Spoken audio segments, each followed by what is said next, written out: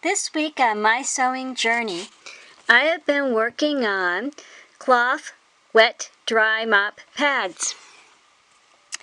These are fun and easy to do. I made a pattern by taking my dry mop and placing it on a piece of paper and then tracing the width of it so I could have the accurate width and length of the mop. Now I like to do everything on a fold, and this is one I would recommend strongly doing on a fold so that your tabs are even on both sides. Now on my dry mop, it has the type of tab where you push down the fabric into like a star pattern. So I made the tabs by pushing them up so it was kind of like on its side and pulling the paper up and making a mark where the tab would go into.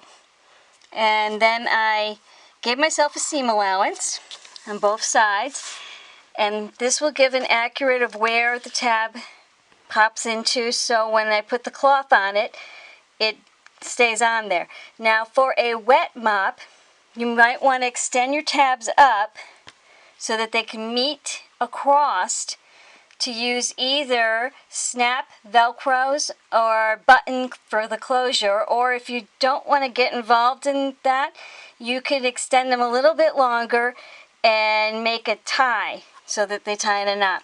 Now what you're going to do is take your fabric, cut it out. This is the fabric that's going to be touching the actual bottom of the mop. This is the fabric that I'll be using to mop the floor with. And you sew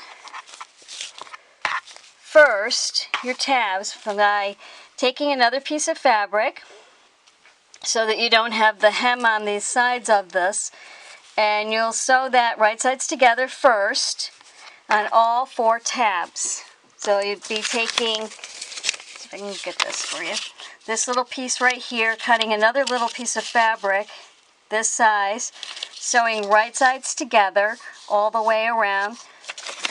And then when you go to sew your bottom of your cloth to the top of your cloth, you'll push this in like this and then sew all the way around. When you turn it to the right side, you're going to leave like a 2 to 3 inch opening to turn it to the right side.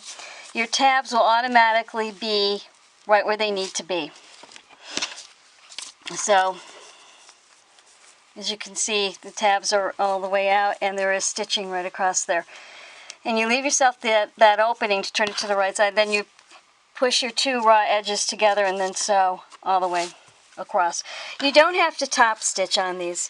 I know some people like to do that, but for me, I didn't really care to do the top stitching. It didn't really seem to matter. When I did it on a test run, it seemed to work out fine.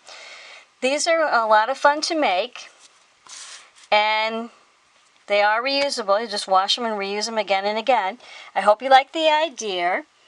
Thank you for joining me. Please like and subscribe, and happy sewing!